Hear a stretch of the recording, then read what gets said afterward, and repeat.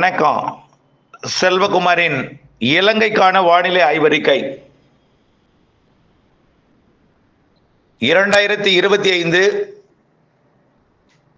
December 24 புதன்கிழமை அதிகாலை நிலவர ஆய்வறிக்கை.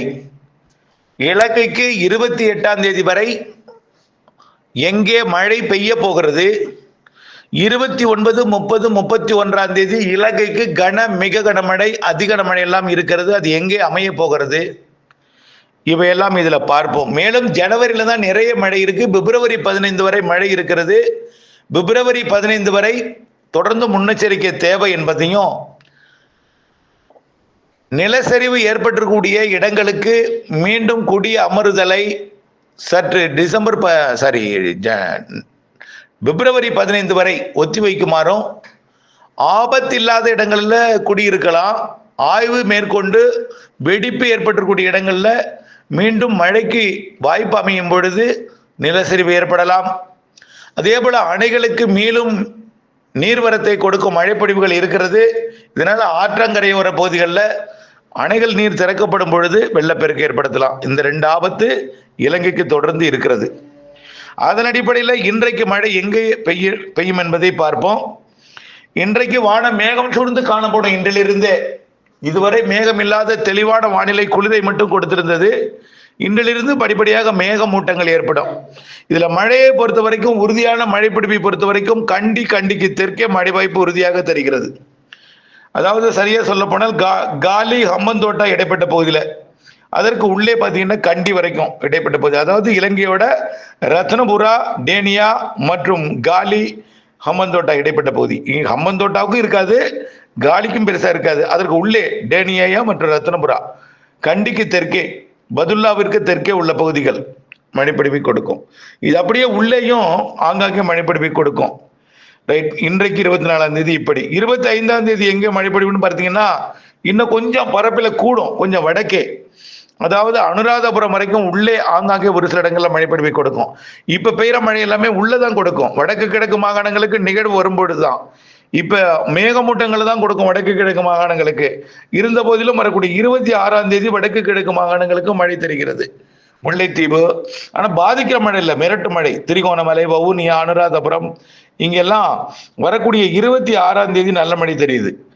ஆங்காங்கே உறுதியாக தென்னிலங்கைக்கு தான் தெரிகிறது, கொஞ்சம் கூடுதலா.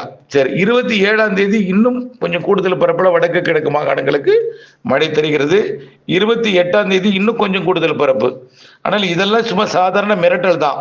மழைனா 29லிருந்து கனமழை காத்திருக்கிறது இலங்கையின் ஒட்டுமொத்த பகுதிக்கும். யாழ்ப்பாணம் முதல் பனாமா வரைக்கும், அதாவது கல்முனை வரைக்கும் உள்ள பகுதிகள் நல்ல மழை இருக்கு. வடக்கு கிழக்கு மாகாணங்களுக்கு தான் இந்த 29ஆம் தேதி மழை தொடக்கம் வலுவாக இருக்கும். முல்லைத்தீவு, திரிகோணமலை மற்றும் பர்டிகோலா இந்த பகுதிகள் கனமழை இருக்கு. அம்பாறைக்கு வடக்கே உள்பகுதி அணைகள் நீர்பிடிப்பு பகுதிகளில் கனமழை இருக்கு. கண்டி, அனுராதபுரம், வவுனியா, தலைமன்னார் கூட, புத்தளம் கூட மழை வாய்ப்பு இருக்கு. ஆனால் அதிக மழை என்பது யாழ்ப்பாணம், காங்கேசன்துறைக்கு தெற்கே உள்ள முல்லைத்தீவு, திரிகோணமலை, பர்டிகோலா, அம்பாறை, அனுராதபுரத்திற்கு கிழக்கே மற்றும் கண்டிக்கு கிழக்கே, பதுல்லாவிற்கு கிழக்கே உள்ள பகுதிகள், கிழக்கு மாகாணங்கள் 29ஆம் தேதி கனமழை காத்திருக்கு. சரி, 30ஆம் தேதி இன்னும் மழை பொழிவிட அளவு கூடும். 30ஆம் தேதியும் 31ஆம் தேதி இன்னும் கூடி இருக்கும். கண்டிப்பா 30, 31 கண்டிப்பா மழை பொழிவிட அளவு கூடி இருக்கும். பெரும்பாலும் இந்த சுற்றின் மழைப்பொழிவு கிழக்கு மாகாணங்கள் அதிகமாக இருக்கும். ஆனால் 29ஐ விட 30, 31 பரவலான மழைப்பொழிவு ஒட்டுமொத்த இலங்கைக்கு இருக்கு. இலங்கையின் ஒட்டுமொத்த இலங்கைக்கு பேசுபொருளாக போகிறது, மிரட்டலை கொடுக்க போகிறது. கடும் உச்சபட்ச ஒரு பீதியையும் அச்சத்தையும் இந்த மழைப்பொழிவு இலங்கைக்கு ஏற்படுத்தும். அதாவது மழை வருகிறது, நிகழ்வு வருகிறது என்று ஒரு பெரிய மிரட்டலோடு வரும். ஆனால் கடக்காமல் அப்படியே இருந்து நீடித்து நின்று மழைப்பொழிவை 2-3 நாட்கள் கொடுத்துவிட்டு 29, 30, 31 கொடுத்துட்டு விலகிடும். 1ஆம் தேதியும் மழை இருக்கும். இருந்தாலும் 30, 31 தான் பெரும்பாலான மழை பொழியும். 1ஆம் தேதியும் மழை இருக்கும். ஆனால் 30, 31 உச்சபட்ச மழைப்பொழிவை நீங்கள் எதிர்பார்க்கலாம். ஒட்டுமொத்த எல்லா மாகாணங்களுக்கும் உண்டு. இந்த கோட்டை மற்றும் அதனை ஒட்டியுள்ள பகுதிகளுக்கு கொஞ்சம் குறைவா இருக்கும். வடக்கு கிழக்கு மாகாணங்கள் முதலிடத்தை பிடிக்கும். கண்டிப்பாக எல்லா தமிழர் பகுதிகளுக்குமே ஒரு அச்சுறுத்தல் மழை. ஆனால் இப்ப பெரிதாக பார்க்கும் பொழுது தமிழர் பகுதிகளுக்கு நிலச்சரிவு இல்லை. ஆனால் நிலச்சரிவு ஏற்பட்ட இடம் பெரும்பாலும் தமிழர் பகுதிகளுக்கு நிலச்சரிவு இருந்துச்சு. ஆனால் மலைப்பகுதிகளில் பெரும்பாலும் வடக்கு கிழக்கு மாகாணங்களை விட கண்டி சுற்றுவட்டார பகுதிக்கு கடந்த முறை பாதிப்பு ஏற்படுத்தியது. இந்த முறை அதாவது கடந்த சில நாட்களுக்கு முன்பு 2 நாள் பெய்த மழை 37 சென்டிமீட்டர் பெய்தது 2 நாள்லேயே. அந்த மழைப்பொழிவு இப்பொழுதும் இருக்கு. ஆனால் அது ஒரு 20-25 சென்டிமீட்டர் வரைக்கும் போகலாம்னு எதிர்பார்க்கப்படுகிறது. ஆனால் இந்த வரக்கூடிய அந்த 30, 31 2 நாளும் 29, 30, 31 இந்த 3 நாள்ல வடக்கு கிழக்கு மாகாணங்கள்ல அதே போல 25-30 சென்டிமீட்டர் பெய்யலாம். 25-30 சென்டிமீட்டர் பெய்யலாம். ஆனால் நாம பெய்யலாம்னு ஒரு முன்னெச்சரிக்கையோடு இருக்கணுமே தவிர அது கூடுதல் குறைவாக கூட இருக்கலாம். நம்ம 25 சென்டிமீட்டருக்கு முன்னெச்சரிக்கையோடு இருக்கணும். மலை பகுதிகளில் வெடிப்பு ஏற்பட்டிருக்கூடிய பகுதிகளில் அதே போல ஆற்றங்கரைகளில் 30 சென்டிமீட்டர் மழை பெஞ்சா அணைகள் நீர் திறக்கப்படும். அப்போ ஆற்றங்கரைகளுக்கு வெள்ள ஆபத்து இருக்கிறது என்பதையும் நீங்கள் உணர்ந்திருக்க வேண்டும். ஆக நம்ம முன்னெச்சரிக்கை தேவையான நாள், மழைக்காக முன்னெச்சரிக்கை தேவையான நாள் 29, 30, 31. ஆற்றில இருந்து நீர் திறப்பு நாள் காரணமாக வெள்ளப்பெருக்கு ஏற்படக்கூடிய நாள் 29, 30, 31 பெய்யக்கூடிய மழை 31, 1, 2, 3 தேதிகளில் வெள்ளமாக மாறும். எங்க அணைகள் நீர் திறப்பின் காரணமாக அணைகள் கடலுக்கு பாயக்கூடிய அணைகளில் இருந்து நீர் கடலுக்கு பாயக்கூடிய வழித்தடங்கள்ல வரக்கூடிய 31 டிசம்பர் மற்றும் 1, 2, 3 தேதிகளில் மழை பொழிவு நாள் 29, 30, 31.